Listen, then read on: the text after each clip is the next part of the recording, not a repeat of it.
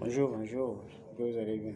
Non, le dossier de Esther Miracle, c'est, c'est un dossier connu. Vous savez, ça fait la une de l'actualité sur le plan national et même international. Parce que c'est quand même un drame, il y a eu plusieurs morts depuis. Mais c'est un dossier complexe parce que il y a plusieurs éléments qui s'ajoutent à ce dossier. D'abord, c'est parce que nous, on était là au début du dossier. J'étais sur les lieux avec Eric Otiti à l'époque, quand le drame a eu lieu. Et donc, nous avons suivi un peu l'évolution du drame jusqu'à, du moins, à la première étape de ce phénomène. Donc, à l'époque, vous savez, le ministre du Transport à l'époque n'était autre que M. Brice Constant Paya, qui a démissionné juste après le drame. Et le Premier ministre était M. Alain Bilibinze à l'époque. Et donc, voilà. Et donc, en temps normal, quand il y a un drame, comme c'est fut le cas pour Western Iraq, il y a la responsabilité purement politique. Et puis, il y a une responsabilité technique, etc., etc. Le problème, c'est que récemment, il y a eu audience. Il devait y avoir audience concernant ce dossier d'Esther Miracle. L'audience a été reportée à une date ultérieure, je pense, à cause des problèmes que nous allons évidemment vous apporter à la prochaine communication. Mais Esther Miracle, à l'époque, il y avait un représentant des, des familles, des familles concernées par le drame. Et quelques temps après, comme vous savez ce qui se passe au Gabon, quand il y a un problème et qu'il y a des représentants, forcément ça arrange les membres du gouvernement parce qu'ils vont se rapprocher du et faire ce qu'ils ont l'habitude de faire pour essayer de calmer temporairement le problème. Le problème, c'est que le dossier n'a jamais été clarifié devant les gens. Donc les gens ne savent pas exactement les tenants et les aboutissants du dossier, c'est un miracle. Tout ce qu'on sait, c'est qu'il y a eu drame. Et d'après ce qui s'est dit à gauche à droite, le bateau n'était pas en règle, le bateau n'était pas assuré, le bateau, etc. Bref. Mais je tiens déjà à vous confirmer aujourd'hui que le bateau était bel et bien assuré. Des sources sûres, le bateau était assuré. Et donc, et maintenant, il faut engager la procédure. Si le moyen de transport était assuré, ça suppose, comme la plupart des accidents, qu'il va avoir des dédommagements qu'on prendra en compte et tout le reste. Le dossier d'Esther Miracle, pourquoi est-ce qu'on évoque aujourd'hui? C'est parce que nous, on était là à l'époque.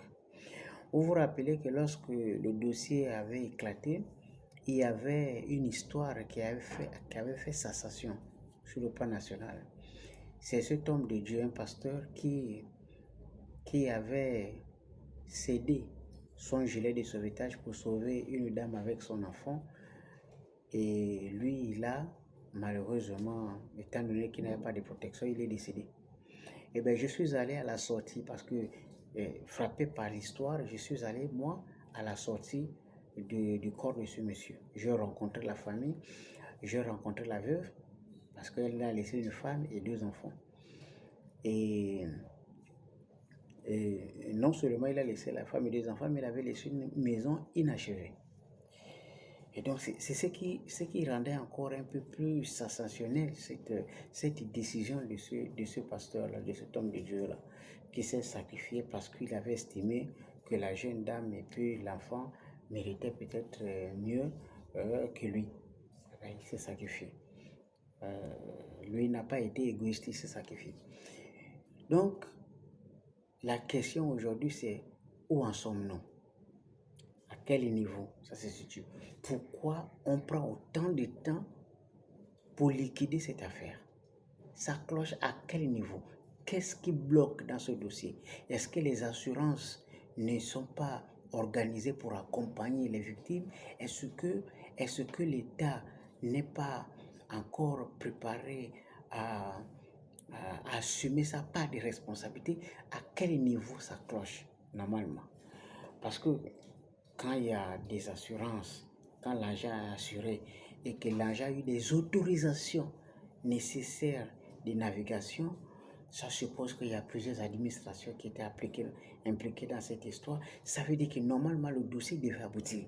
Donc on devait passer au jugement. Et je pense que les praticiens du droit sont formels là-dessus. Les délais sont dépassés depuis. Donc normalement, on devait déjà assister à l'audience de ce dossier d'Esther Miracle. Et puis on va passer à autre chose pour voir à quel niveau les parents vont désormais terminer avec le deuil.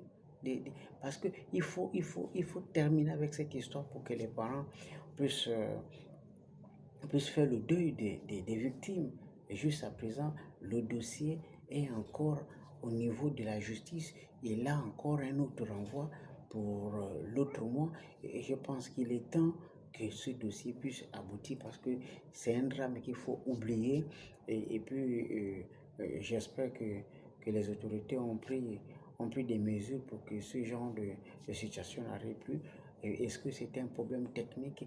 Le peuple gabonais a droit de savoir quelles sont les raisons et à quel niveau le dossier se situe et quelles sont les parts des responsabilités.